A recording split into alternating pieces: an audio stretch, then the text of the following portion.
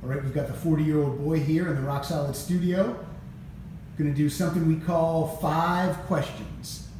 Mike Schmidt, how are you doing today? Hello, Pat.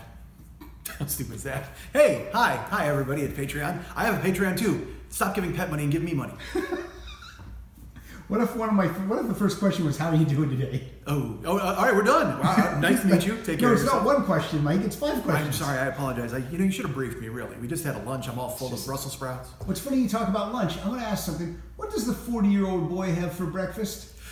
I don't eat a lot of breakfasts. However, when I was actually being diligent and good, and I was getting up in the morning and going to the gym, I would get up in the morning and I would go to the gym and come home and have a bowl of oatmeal, and that oatmeal would have toasted almonds and a banana and some fresh blueberries in it. And then I would also have a protein shake accompaniment.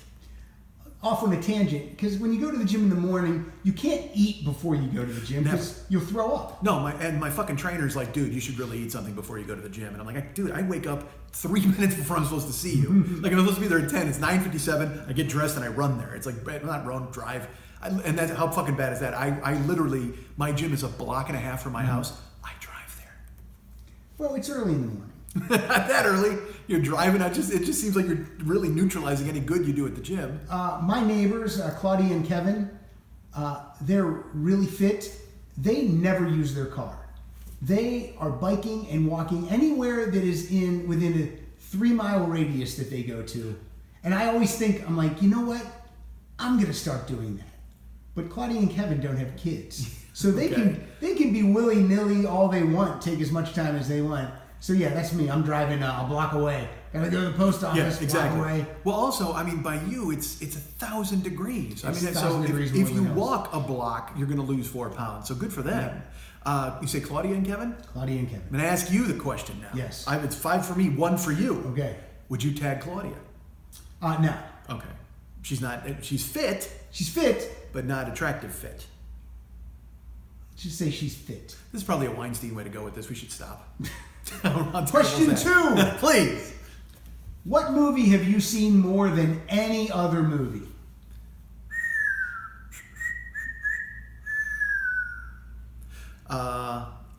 You know what? I would probably say the Blues Brothers. 2000?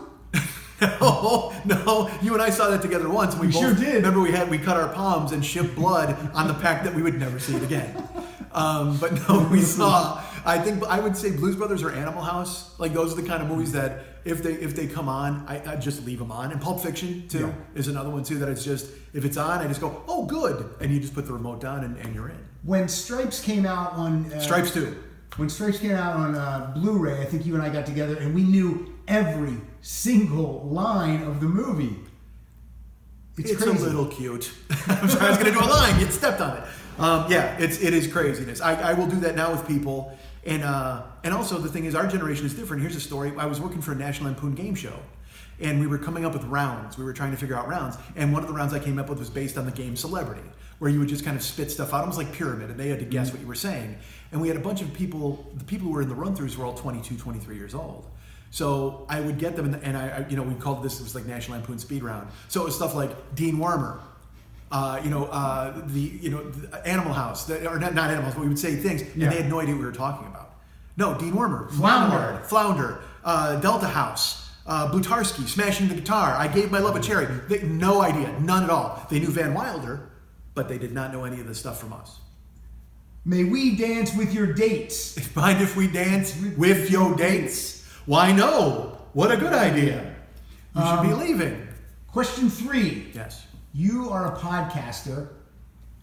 What is your favorite podcast to listen to? I don't listen to podcasts. I won't lie. I just don't. I listen to music. I talk to people. It's so funny. People make me laugh because they listen to me. They're like listening to me at the gym or at work. I have guys who work on assembly lines, Dave in Detroit, and they go, I build a car, I'll listen to you every week. I just don't I don't really listen to podcasts. I've started listening to, there's a guy who actually sponsored my show to try to get his podcast off the ground. Mm-hmm. It's a show called The Paranoid Strain. And I'm fascinated by that because it's not something I do. On my show, all I do is talk. You have guests, you have a very structured thing, and I've done your show, it's fantastic. But I just wing it, and I talk until I'm done. But The Paranoid Strain, they have recorded things, original music. He does interviews. There's these segments that are all scripted. And so I will listen to things like that I find anything that I can't do or don't do is more interesting than anything that's like what I do. So if I were to listen to a podcast, it would be something like that. It is weird though. It'd be like if Tom Cruise said, "I don't watch movies." Kind of, yeah. But also, did you do a movie or a TV show? Like, would you watch yourself? Don't you find yourself just going, I can't. I don't want to see it. I watch myself. Yeah. Because Cruise, you think Cruise sits through, he has to for work probably, but you think at the end he just goes, hey, I got to watch myself in this awesome film. No, he gets at the screening and he walks the fuck out because he can't watch himself on screen because it's bananas. Well, yeah, and he also has to give his money to Xenu. He does. He has to go and hook himself up and get some thetans cleansed.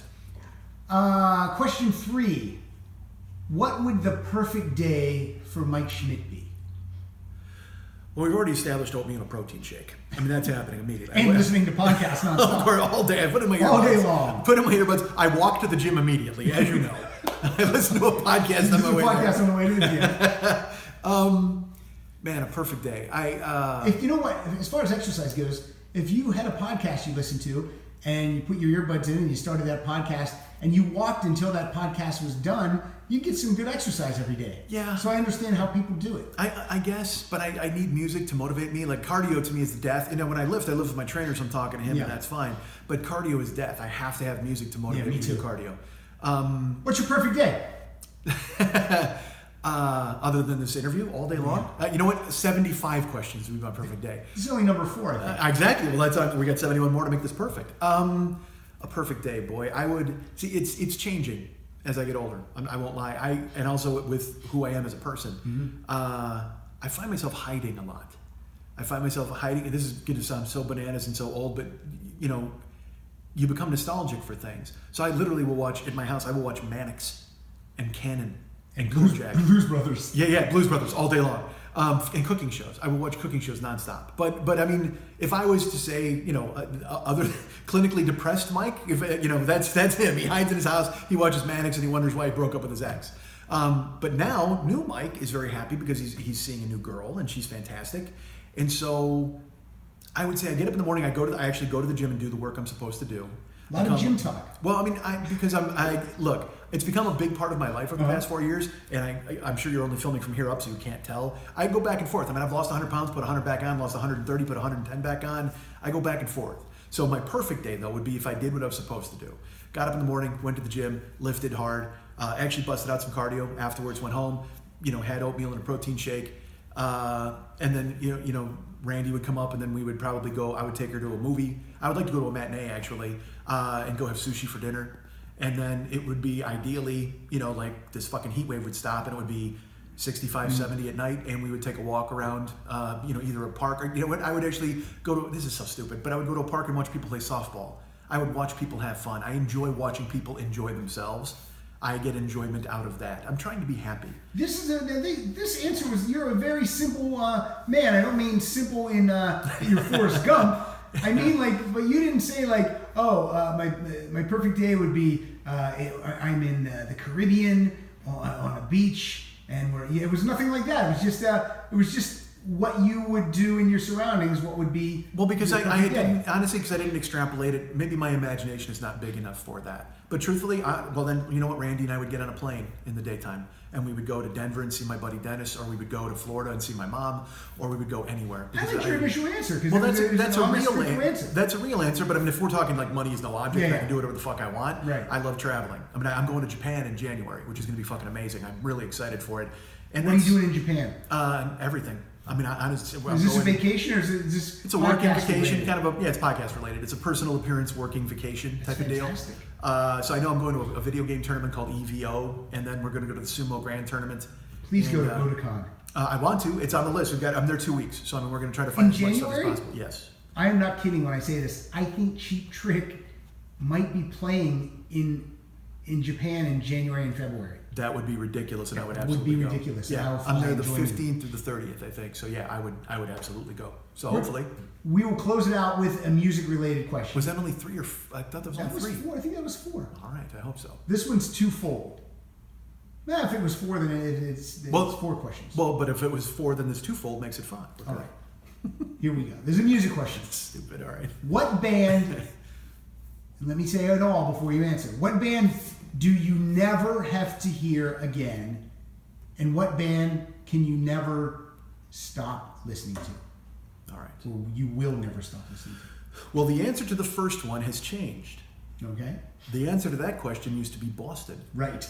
That was the band I would never want to hear again. Right. However, I have found myself after a long Boston drought gaining appreciation for a long time and gaining appreciation for More Than a Feeling. And I think it's not so much for the music itself as for the place it puts me in, because I was 10 years old when that album came out, and I'm finding a whole lot more of my pop culture interests involved in nostalgia of being young.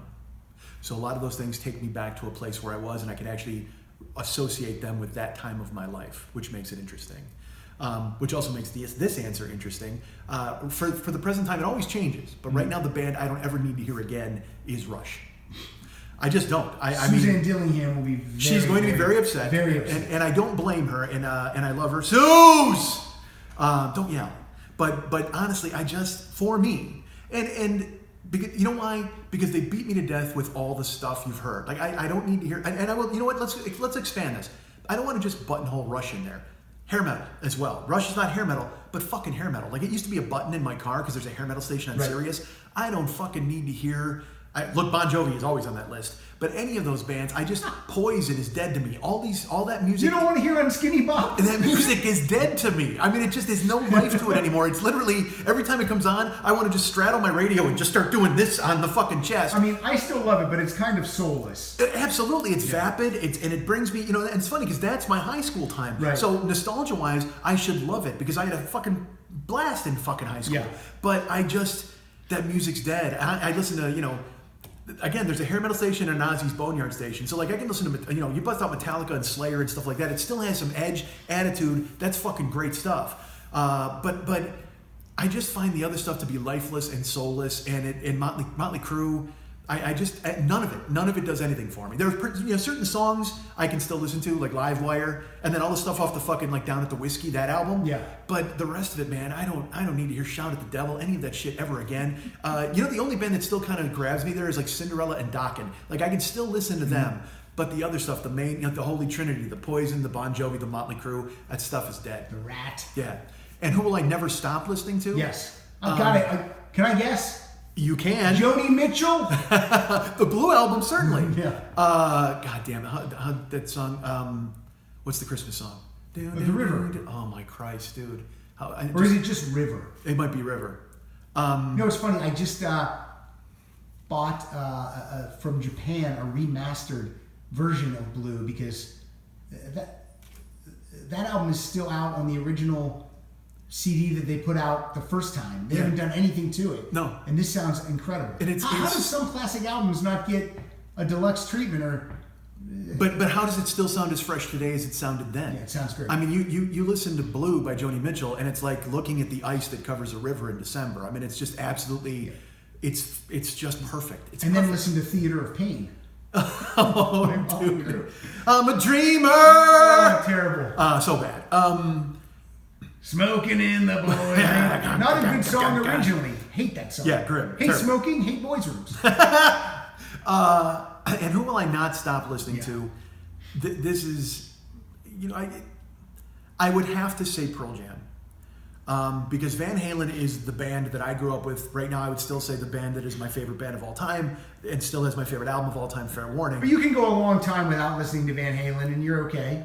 Yeah, because also there's another thing is everybody plays Running with the Devil. Like if you're playing it, on the radio and all that shit. Right. But you need to go deep and you need to hear stuff like the stuff on Women and Children First. And again, Fair Warning, I'll tell you this funny story.